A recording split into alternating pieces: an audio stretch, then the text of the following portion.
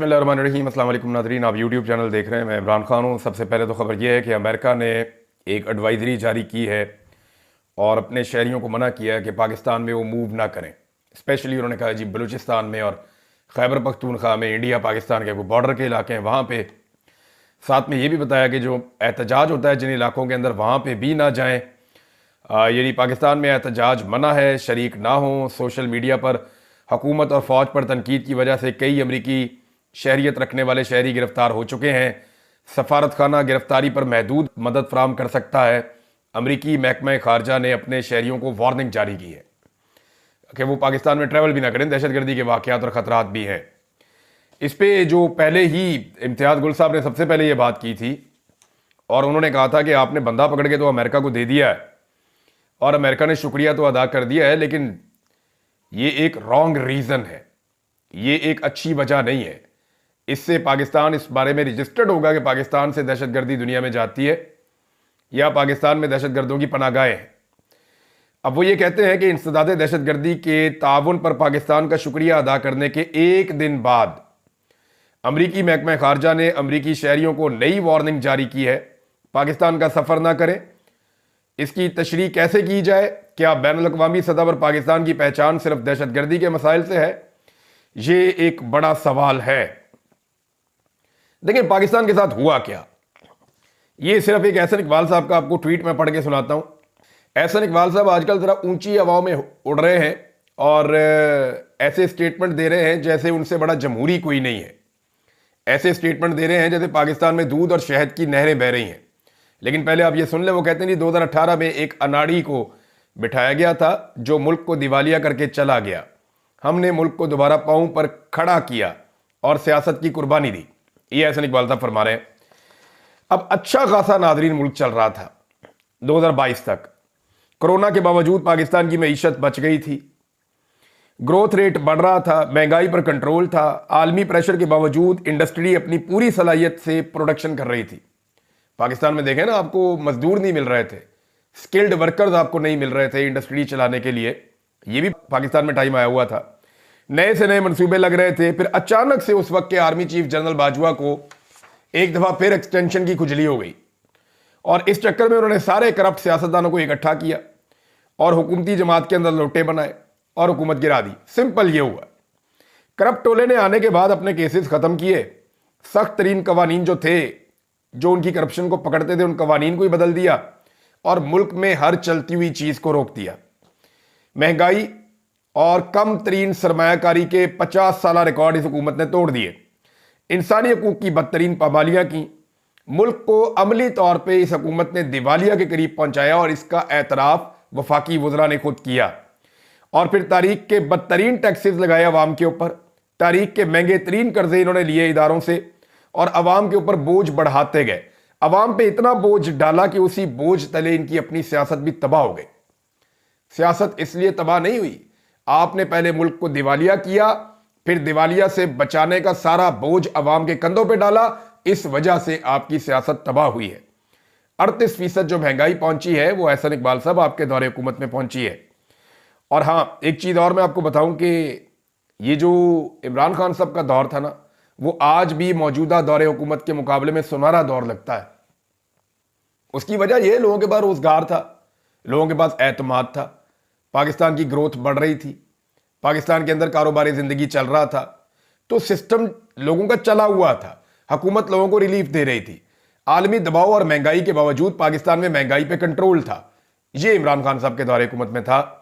लेकिन ये ऐसे निकम्मे और नालायक जत्थे को लाकर मुसल्लत किया गया। सिर्फ एक शख्स ने अपनी एक्सटेंशन के लिए खेल शुरू किया और उस खेल का नतीजा ये निकला कि ना उस शख्स को एक्सटेंशन मिली और ना पाकिस्तान के पल्ले उसने कुछ बाकी छोड़ा। अब सूरत हाल ये है कि जिस इदारे से उस शख्स का ताल्लुक था, पाकिस्तान आर्मी से, उसकी हालत क्या कर दी। देखें ना, पाकिस्तानी फौज का जो सबसे बुनियादी काम है वो अवाम की हिफाजत है, सरहदों की हिफाजत है। हमारी पाक फौज ने कई ऐसे काम अपने जिम्मे ले लिए हैं और गुज़िश्ता कुछ अरसे में ज़्यादा ज़ोरदार तरीके से अपने जिम्मे लिए हैं जो उनकी जिम्मेदारी नहीं है। मिसाल के तौर पे सियासत में उनकी मुदाखलत होती है, हुकूमत में वो मुदाखलत कर रहे हैं, मईशत की जिम्मेदारी उन्होंने अपने जिम्मे ली हुई है, लॉ एंड ऑर्डर की जिम्मेदारी अपने जिम्मे ली हुई है, मीडिया कंट्रोल की जिम्मेदारी अपने जिम्मे ली हुई है, अदलिया कंट्रोल की जिम्मेदारी अपने जिम्मे ली हुई है, पार्लियामेंट के कंट्रोल की जिम्मेदारी अपने लिए ली हुई है। यानी अब सियाहत का शोबा हो, मादनियात का शोबा हो, ब्यूरोक्रेसी की तैनातियां हो, तामीरात का शोबा हो, रियल स्टेट का शोबा हो, दर्जनों ऐसे कारोबारी इदारे चला रही है पाकिस्तान की फौज, जो इनकी जिम्मेदारी नहीं है, जो इनका काम नहीं होना चाहिए। इनके अंदर खाद से लेकर सीमेंट तक, सड़कों से लेकर दलिया तक, दूध से लेकर मवासलात तक, बैंक से लेकर प्राइवेट सोसाइटियों तक और दीगर कई बिजनेसेस ऐसे शामिल हैं जो प्राइवेट सेक्टर करता है। लेकिन यहां पे पाकिस्तान की फौज ये सारे कारोबार करती है। ये सारे कारोबार जो है ना वो एक इजाफी बोझ है। मजे की बात यह है कि यह दावा किया जाता है फौजी अफसरान जो रिटायर है उनकी जानिब से कि फौज जो जो बिजनेसेस कर रही है वो सारे फायदे में जा रहे हैं। अभी थोड़े दिन पहले मैं एक चैनल पे, काले चैनल पे गालिबन मैं देख रहा था कि वहां एक फौजी बैठ के ये कह रहा है रिटायर कि जनाब फौज के जेर असर जितने भी इदारे चल रहे हैं, प्राइवेट कारोबार चल रहे हैं, वो सारे तरक्की कर रहे हैं और सारे मुनाफे में जा रहे हैं। तो पाकिस्तान क्यों खसारे में जा रहा है? यानी पाकिस्तान की फौज का जो वाहिद काम है वो तो दहशतगर्दी पे कंट्रोल था। और हमें आर्मी चीफ मिसालें दिया करते थे शाम की, लिबिया की, कि जनाब उन मुल्कों की आप हालत देखें, शाम, यमन, लिबिया, इराक, इन मुल्कों के नाम लेकर हमें डराया करते थे कि अगर पाक फौज नहीं होगी तो आपकी हालत वैसी ही हो जाएगी। अब जनाब जो नया दादोशुमार आया उसके मुताबिक हमारी हालत उनसे बुरी हो गई है। पाक फौज भी मौजूद है। यानी बिजनेसेस चल रहे हैं, सियासत चल रही है, मामला चल रहे हैं, अदलिया कंट्रोल हो चुकी है, हर चीज पे मुकम्मल कंट्रोल और काबू होने के बावजूद पाकिस्तान में दहशतगर्दी के हवाले से, अमन व अमान के हवाले से सूरत-ए-हाल यहां तक क्यों पहुंची, जिसके लिए बुनियादी जिम्मेदारी पाकिस्तान की फौज की है। बाकी सारे शोबों में अगर ये कामयाब हैं तो उस शोबे में जिसके लिए पाकिस्तान की कौम अपना पेट काटती है, उस शोबे में जिस शोबे के लिए पाकिस्तानी कौम जो है वो इतनी बड़ी फौज का बजट बर्दाश्त करती है, उस शोबे में नाकामी क्यों हुई? देखिए, कामयाबी तो सबसे पहले उस शोबे में होनी चाहिए ना जो बुनियादी काम है। आपको अपना बुनियादी काम आता हो तो फिर आप कोई और इधर उधर का काम कर दें तो फिर ठीक है। लेकिन अगर आपको अपना बुनियादी काम जो है उसके अंदर नाकामी का सामना है तो फिर आपको सारे काम छोड़कर अपने बुनियादी काम की तरफ तवज्जो देनी चाहिए। जिन ममालिक का नाम लेकर हमें डराया जाता था वो आज हमसे बेहतर है। नाज़रीन, एक और खबर है, और ये खबर आई है जनाब, इंडियन मीडिया भी इसको रिपोर्ट कर रहा है और वो तो बहुत रोला डाल रहे हैं। कुलभूषण यादव के हवाले से खबर है कि तुर्बत में नामालूम अफराद की फायरिंग से नमाज तरावी के दौरान मुफ्ती शाह मीर जाँ बहक हो गए। मुफ्ती शाह मीर का कत्ल भारतीय मीडिया की टॉप स्टोरी बना हुआ है इस वक्त, और वो ये दावा कर रहे हैं कि कुलभूषण यादव को गिरफ्तार करवाने के पीछे मुफ्ती शाह मीर का हाथ था। ये वो दावा कर रहे हैं। देखिए, पाकिस्तान के अंदर भारतीय इंटेलिजेंस एजेंसीज ने अपने टारगेट्स तो अचीव किए हैं। सिखों का कत्ल किया गया पाकिस्तान के अंदर, मुख्तलिफ ऐसे एलिमेंट जिनको भारत अपने खिलाफ समझता था उनका कत्लेआम किया गया पाकिस्तान के अंदर। खालिस्तान के साथ जुड़े हुए कुछ लोग, उनका कत्ल किया गया पाकिस्तान के अंदर। फिर भारत ने जो टारगेट अपने अचीव करने हैं पाकिस्तान में, वो वक्तन फवक्तन वहां पे उनके अखबारात, उनके टीवी बताते हैं कि फलां बंदे को भी घुस के मार दिया। भारतीय इंटेलिजेंस की बड़ी कामयाबी है। कुछ 20 के करीब टारगेट्स के बारे में खबरें भी छपी थी कि भारत ने पाकिस्तान के अंदर ये टारगेट्स अचीव किए हैं। तो पाकिस्तान की इंटेलिजेंस एजेंसीज ने काउंटर करना है ना भारतीय इंटेलिजेंस एजेंसीज को। अगर वो पाकिस्तान के अंदर अपने टारगेट अचीव कर रहे हैं और पाकिस्तान में दहशतगर्दी भी बढ़ती चली जा रही है, तो ये एक बड़ा सवालिया निशान है उनकी कारकर्दगी के ऊपर। और इसका जवाब तो फिर पाकिस्तान के इदारे ही दे सकते हैं, हम तो नहीं दे सकते। अब ये जो मुफ्ती शाह मीर साहब हैं, इनके बारे में भी अब जो गवर्नमेंट अपना मौक़िफ़ दे सकती है कि क्या इनका कोई ताल्लुक था या नहीं था कुलभूषण यादव की गिरफ्तारी में। सोर्सेज तो कह रहे हैं, लेकिन भारतीय मीडिया जो है वो इसको शद्द और मद के साथ बयान कर रहा है और वो ये दावा कर रहे हैं कि बिल्कुल यही बंदा था। नाज़रीन, इस निज़ाम को बचाने के लिए तमाम हरबे इस्तेमाल किए हैं पाकिस्तान की मिलिट्री एस्टेब्लिशमेंट ने। सारे हरबे इस्तेमाल किए, कोई एक हरबा भी नहीं छोड़ा कि इमरान खान से किसी तरह ये लोग जान छुड़ा लें। लेकिन मजे की बात यह है कि पार्लियामान पर कब्जे के बावजूद, अदलिया पर कब्जे के बावजूद, आइन की जो है वो धज्जियां उड़ाने के बावजूद, मीडिया और माशरती इकदार, हर चीज की धज्जियां उड़ा दी गई, मगर वो मसला आज भी हल नहीं हो रहा। इमरान खान या इमरान खान की मकबूलियत का जिन किसी बोतल में ये बंद नहीं कर पा रहे। पाकिस्तान की जो मिलिट्री एस्टेब्लिशमेंट है उनकी कोशिश है कि नौजवानों की जो नाराजगी है उनके साथ वो दूर हो जाए, और उसके लिए वो नौजवानों से इंटरेक्शंस भी करते रहते हैं, स्टेटमेंट्स भी जारी करते हैं, सोशल मीडिया को भी इस्तेमाल करते हैं, सोशल मीडिया पे कुछ ऐसे प्लेटफॉर्म्स जिनके पीछे आपको किसी का हाथ नजर नहीं आता, आपको ये नजर आता है कि ये इतने सारे लोग इसमें नौकरी कर रहे हैं, इतने सारे लोगों का बोझ तो एक कमर्शियल न्यूज चैनल नहीं उठा सकता जितना बड़ा बोझ ये डिजिटल मीडिया नेटवर्क्स उठा रहे हैं। करोड़ों रुपया महीने का ये कैसे खर्च कर रहे हैं जबकि इनकी कमाई जीरो है, यानी कुछ नहीं कमा रहे और बहुत सारा पैसा खर्च कर रहे हैं। बेशुमार लोगों को इकट्ठा किया गया है तो अपना नैरेटिव बनाने के लिए, नौजवानों के अंदर बातचीत को बेहतर करने के लिए। इवन पश्तो ज़बान में भी शहजाद अकबर साहब बता रहे थे कि कोई प्रोजेक्ट लॉन्च हुआ है और कोशिश की जा रही है कि जो पश्तो बोलने वाले नौजवान हैं उन्हें अपनी लाइन पे लाया जा सके, लेकिन नौजवान काफ़ी नाराज़ हैं। हालात ये हैं कि जिस नौजवान को गिरफ्तार किया जाता है या बुजुर्ग को इवन गिरफ्तार किया जाता है पाकिस्तान तहरीक इंसाफ की किसी रैली से या जलसे से, महीनों के बाद भी जब वो छूट कर आते हैं तो वो इमरान खान के नारे लगा रहे होते हैं। लोग उनके गलों में हार डालते हैं, लोग उनका इस्तकबाल करते हैं, लोग उन्हें सर आंखों पर बिठाते हैं और उसके बाद जो उनके इलाके के बाकी नौजवान हैं वो भी ऑटोमेटिकली इस तहरीक का हिस्सा बन जाते हैं। देखिए तहरीक चलती कैसे, तहरीक के अंदर जिन लोगों को मार पड़े वो आए और आकर चुप करके बैठ जाए ना तो फिर तहरीक नहीं चलती। लेकिन जिन लोगों को मार पड़े वो बाहर आए, उनका इस्तकबाल हो और वो अपने मौके पर डट कर खड़े हो जाए तो वो हीरोज बन जाते हैं। जब वो लोग हीरोज बनते हैं तो उनके आसपास के जितने नौजवान होते हैं वो सारे उन हीरोज को फॉलो करना शुरू कर देते हैं और वो उनकी तरह का हीरो बनना चाहते हैं और इस तरह एक तहरीक के अंदर लोगों की तादाद बढ़ती चली जाती है। पाकिस्तान तहरीक इंसाफ में जो रियासत है वो लगातार यही गलती कर रही है और गलती में गलती, इतनी ज़्यादा गलती कि अब तो हर तरफ से शिकवे शिकायतें आ रहे हैं। अख्तर जान मेंगल साहब जो हैं वो बलूचिस्तान के एक बड़े रहनुमा हैं और वो इस सिस्टम से बहुत मायूस हुए हैं। उन्होंने एक स्टेटमेंट दिया है, बल्कि JUIF के जो सीनियर लॉयर हैं उनका भी मैं एक स्टेटमेंट पढ़ रहा था, उनके रहनुमा वो ये कह रहे थे कि परवेज़ मुशर्रफ का दौर बेहतर था और आज के दौर के अंदर ज़्यादा जुल्म, फस्तायत और जबर है। उन्होंने कहा जी परवेज़ मुशर्रफ से मेरी बड़ी मुखालफत थी, बिल्कुल वो पसंद नहीं थे, वो बेहतर आदमी नहीं थे, लेकिन आज का दौर तो उस दौर से बहुत बुरा है। अख्तर जान मेंगल ये कहते हैं पहले लोग IB और स्पेशल ब्रांच के जरिए अगवा किए जाते थे, मगर इस बार तो तरक्की इतनी हो गई है कि ISI ने बराह रास्त एक खातून सेनेटर को अगवा करके ज़बरदस्ती आइनी तरमीम में वोट दिलवाया है। ये ना सिर्फ जमहूरी इक़दार और आइन की तौहीन है बल्कि बलूच रवायात की भी संगीन खिलाफ वर्जी है। फिर न जाने किस मुंह से औरत को इज्जत दो की बात करते हैं या ख़वातीन का आलमी दिन मनाने का ढोंग रचाते हैं, जब हकीकत में औरतों को अगवा करके, हिरासा करके और ज़बरदस्ती फैसले करवा कर उनकी तजलील की जाती। ये जनाब आपको कह रहे हैं अख्तर मेंगल साहब। अख्तर मेंगल साहब ने मजीद बताया कि 1947 से बलूचिस्तान को मिलिट्री एस्टेब्लिशमेंट की गोद में डाल दिया गया था। पहले सिर्फ बलूचिस्तान में लोग लापता होते थे, मगर अब उसने पूरे पाकिस्तान को मिसिंग पर्सन में तब्दील कर दिया है। हमारी मिलिट्री एस्टेब्लिशमेंट अरबी ऊंट से भी ज़्यादा खतरनाक है। अगर उसे खेमे में जगह दो तो ये पूरे खेमे पर कब्जा कर लेगी और मालिक को धक्के देकर बाहर फेंक देगी। ये पहले ही अदलिया, पार्लियामेंट, मीडिया और दीगर इदारों में मुदाखलत करती थी, मगर अब ये मियाँ बीवी के ज़ाती मामलात और इद्दत जैसे निजी मसाइल में भी दखल अंदाजी कर रही है। वैसे पाकिस्तान तहरीक इंसाफ को अपने एक वफद को अख्तर मेंगल साहब के पास भी भेजना चाहिए, उनके साथ भी बातचीत जारी रखनी चाहिए। उनके साथ वहाँ पे जुल्म और फस्तायत हो रही है बलूचिस्तान में, जिसका वो मुकाबला कर रहे हैं। और अख्तर मेंगल साहब वो शख्सियत हैं जो बलूचिस्तान के नौजवानों को कम से कम बैठा के बातचीत शुरू तो कर सकते हैं। मारंग बलोच साहिबा हैं, चाहे वो मंजूर पश्तीन हैं, चाहे वो बलूचिस्तान के रहने वाले गयूर बलोच हैं, चाहे वो गयूर पठान हैं बलूचिस्तान के रहने वाले। ये दो जो तबकात हैं वो बहुत बड़ी तादाद में वहाँ पे रहते हैं, बलोच और पठान।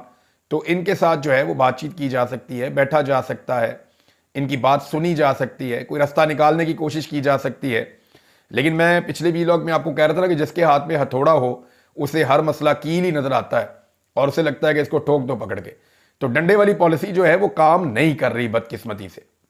डंडे वाली पॉलिसी का नतीजा ये है कि तुरखम बॉर्डर के ऊपर रोजाना की बुनियाद के ऊपर मिलियंस ऑफ डॉलर्स का नुकसान हो रहा है। यानी पाकिस्तान में तुरखम बॉर्डर है और तुरखम बॉर्डर में जो है वो सैकड़ों ट्रक्स खड़े हैं, वहाँ पे खाने पीने की अशिया भी हैं, ऐसी चीज़ें भी हैं जो ख़राब हो सकती हैं। और जितने कारोबारी लोग हैं वो उन ट्रकों का रास्ता मांग रहे हैं, जनाब हमें अफगानिस्तान की तरफ जाने दें, वहाँ से यहाँ पे आने दें। लेकिन तुरखम बॉर्डर बंद है और एक ढिटाई है दोनों तरफ से। मेरे ख्याल में ये पाकिस्तान को थोड़ा सा दिल बड़ा करना चाहिए, ज़्यादा नुकसान इसमें पाकिस्तान का होता है और मिलियंस ऑफ डॉलर्स का रोजाना का नुकसान खैबर पख्तूनख्वा की इकॉनमी को हो रहा है। नादरीन, हमारी अफगान पॉलिसी जो है वो इतनी फजूल है कि उसको मजीद निज़ामी साहब हैं जर्नलिस्ट, उन्होंने एक स्टेटमेंट के अंदर ही सारी बंद कर दी। वो ये कहते हैं कि ना खुदा मिला ना विसाल सनम। गुज़िश्ता 10 साल में हमारे तरकश में जो आखिरी तीर था वो यही था कि हम अफगान तालिबान को दुनिया के साथ मुज़ाकरात के लिए बैठा सकते हैं। अब वो भी कारगर नहीं रहा क्योंकि दुनिया की नज़रों में हमारे नखरे ही बहुत ज़्यादा थे। अब आलमी दुनिया अरब शेखों के ज़रिए अफगान तालिबान से डील कर रही है। ये बात बिल्कुल ठीक है। पाकिस्तान के पास ये एक हथियार था कि जब तालिबान के साथ हमारे ताल्लुकात हैं, आपने जब भी तालिबान से बैठ के बात करनी हो हम आपकी बातचीत करवा देते हैं। शुरू करवाई भी पाकिस्तान ने थी। पाकिस्तान ने फैसिलिटेट किया था इमरान खान साहब के दौर में, उससे पहले भी फैसिलिटेट किया था। तो ये जब बातचीत शुरू हुई थी तो इसी तरह शुरू हुई थी और इमरान खान साहब ने तो कन्विंस भी किया था डोनाल्ड ट्रंप को कि बातचीत करके आप यहां से निकल जाएं। लेकिन हुआ ये कि पाकिस्तान के नखरे बहुत ज़्यादा हैं, तो अरब जो ममालिक हैं वो तो ताल्लुकात बनाते हैं, उनको तो पैसा वैसा नहीं चाहिए, बल्कि वो तो पैसा इन्वेस्ट करते हैं जाके मगरबी दुनिया में, उनके पास ज़्यादा पैसा है। तो उन्होंने ये काम फी सबीलिल्लाह किया दुनिया में अपनी वक़्त बढ़ाने के लिए। तो अब हुआ ये है कि अफगान तालिबान के साथ दुनिया जो डील कर रही है वो अरब शेखों के ज़रिए से कर रही है। ज़मीनी हक़ाइक़ ये है कि पहले 40 साल पाकिस्तानी जहाद के लिए अफ़गानिस्तान जाते थे, अब अफ़गानी जहाद के लिए पाकिस्तान आ रहे हैं। और ये सब कुछ हमारी वो पॉलिसी है जो पाकिस्तान की एस्टेब्लिशमेंट ने इस खित्ते पे और पाकिस्तान पर मुसल्लत की। ऐसा नहीं है कि हम हमेशा से बहुत ज़्यादा मजबूर थे या हमारा कोई बस नहीं चलता था या हम कुछ कर नहीं सकते थे, ऐसा नहीं है। हम सब कुछ कर सकते थे, लेकिन हमने अपने डॉलरों के चक्कर में, अपने ज़ाती मफादात के चक्कर में, अपने ओहदों के चक्कर में हमने पाकिस्तान को वहाँ पहुँचा दिया कि आज हमें पछताना पड़ रहा है। नाज़रीन, इस वक्त जो सारी की सारी तवज्जो है वो इस बात पे है कि किसी तरह मरियम नवाज को हीरो बनाया जाए और इमरान खान को ज़ीरो बनाया जाए, लेकिन ये दोनों काम जो है वो पाकिस्तान की एस्टेब्लिशमेंट कर नहीं पा रही। कोशिश तो बहुत कर रहे हैं, बड़ा अच्छा वर्किंग रिलेशन भी चल रहा है, लेकिन ये काम हो नहीं पा रहा। आफ्ताब इकबाल साहब ने खबर दी कि टॉप से मरियम नवाज के लिए अप्रूवल है और बॉटम से जो है वो कोशिश की जा रही है बिलावल के लिए। लेकिन मज़े की बात यह है कि एक टॉप पे कबूल नहीं है और दूसरी बॉटम पे कबूल नहीं है। यानी वो ये कहते हैं कि एस्टेब्लिशमेंट के अंदर भी दो धड़े बने हुए हैं, एक धड़ा मरियम नवाज को लाना चाहता है और एक बिलावल को लाना चाहता है। लेकिन मज़े की बात यह है कि जो अवामी धड़ा है, अवाम की जो अक्सरियत है, वो एस्टेब्लिशमेंट को इन दोनों समेत जान छुड़ाना चाहती है कि एस्टेब्लिशमेंट से भी जान छूटे, ये दो नंबरी बंद हो पाकिस्तान में और ये दोनों भी तोहफे अपने साथ लेकर जाओ, हमें इन दोनों की भी ज़रूरत नहीं है। ग्राउंड के ऊपर इनकी कोई औकात नहीं है। ग्राउंड के ऊपर they are zero, they are nothing on ground. ये ना मरियम नवाज कुछ बेचती है ना बिलावल कुछ बेचता है। अगर फ्री एंड फेयर इलेक्शन होते दोनों काउंसलर नहीं बन सकते, इनके अब्बे भी काउंसलर नहीं बन सकते। यास्मीन राशिद साहिबा किसी एक खातून पर या नौजवान पर वो हाथ रख के ये कह देना कि नवाज शरीफ के मुकाबले में तुम काउंसलर का इलेक्शन लड़ो, तो वो नौजवान नवाज शरीफ को काउंसलर का इलेक्शन भी हरा देगा। मैं इमरान खान की बात नहीं कर रहा, मैं यास्मीन राशिद के हाथ की बात कर रहा हूं। और वाकई में ये हालात लाहौर के अंदर इस खानदान के हो चुके हैं। लाड़काना से बिलावल इलेक्शन नहीं जीत सकता, उल्टा लटक जाए। अगर फ्री एंड फेयर इलेक्शन आप करवा दें, आलमी मुबस्सरीन बुला लें, सबको बिठा दें, आप इलेक्शन करवा के देख लें, ये वहां से इलेक्शन नहीं जीत सकता। जो मर्जी कर ले, नवाब शाह से इलेक्शन नहीं जीत सकते। इनकी दुर्गत बन चुकी है अवाम के अंदर, इनकी जड़ें खत्म हो चुकी हैं, ये खोखले हो चुके हैं। इसीलिए तो बेचारे बूट पॉलिश कर रहे हैं। इनके पांव अगर जमीन के ऊपर होते तो इनके हाथ में कभी भी ब्रश ना होता। इनके पांव जमीन के ऊपर नहीं है। मेरे पास जो इंफॉर्मेशन है ग्राउंड से, जो लोग मेरे साथ बात करते हैं वो कहते हैं कि प्रैक्टिकली दे हैव गॉन, वो खत्म हो चुके हैं, अब वो वापस कभी नहीं आ सकते। इनके हालात बहुत पतले हैं। लेकिन देखें, सियासत है ना, आप इसमें कोई भी बात हतमी कह नहीं सकते।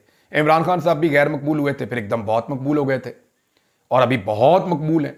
तो सियासत में वापसी हो सकती है, लेकिन सबसे पहले जो सियासत में वापसी करनी होती है, आपने अपनी पॉलिसी ठीक करनी होती है। आपने बूट को इज्जत देने की बजाय वोट को इज्जत देनी होती है। नाज़रीन, ये जो तोहफे मुसल्लत किए गए हैं, ये अवाम के साथ क्या कर रहे हैं ये आप देखें। वो जो डॉक्टर के साथ बदतमीजी की मरियम नवाज साहिबा ने, उसके बाद डॉक्टरों का रद्द-ए-अमल आ रहा है। पाकिस्तान के बाहर से भी डॉक्टर्स वीडियो बना रहे हैं, पाकिस्तान के अंदर से भी बना रहे हैं और बड़ी तमीज़ के साथ बना रहे हैं। यार ये क्या बदतमीजी है, ये हमारा काम है। ये ऐसे अनपढ़ जाहिल लोग अंदर घुसेंगे और घुस के हमारे अस्पतालों के अंदर ना ही हमें दवाइयाँ देते हैं, ना ही हमें बजट देते हैं। अस्पतालों के अंदर इन्होंने हालत बुरी की हुई है, फैसिलिटी ये टकेगी नहीं देते, काम हमसे दुगना लेते हैं और उसके बाद आकर हमारे ऊपर बदमाशी भी करते हैं। तो ये दिस इज नॉट फेयर। तो डॉक्टर जो है वो इसके ऊपर आवाज उठा रहे हैं, उनमें बहुत गुस्सा है। एक डॉक्टर साहब हैं भक्कर में, उनके ऊपर मुकदमा दर्ज कर दिया पीका एक्ट के तहत। बैरूने मुल्क से डॉक्टर वीडियो बना के डाल रहे हैं। यानी कोई एक शोभा, बदमाशी इन्होंने हर जगह पे जाके करनी है, रंगबाजी इन्होंने हर जगह पे जाके करनी है।